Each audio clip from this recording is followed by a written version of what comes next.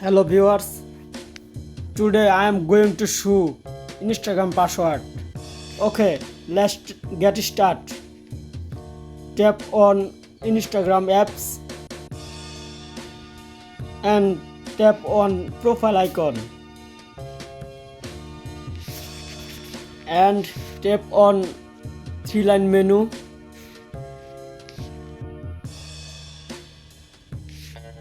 Tap on account center. Tap on password and security. There is no option.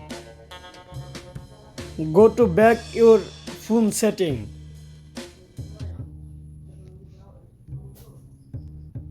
Tap on phone setting. Scroll down. Tap on Google.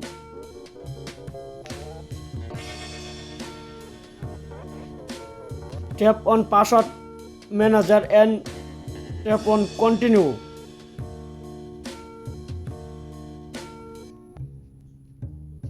Tap on Instagram.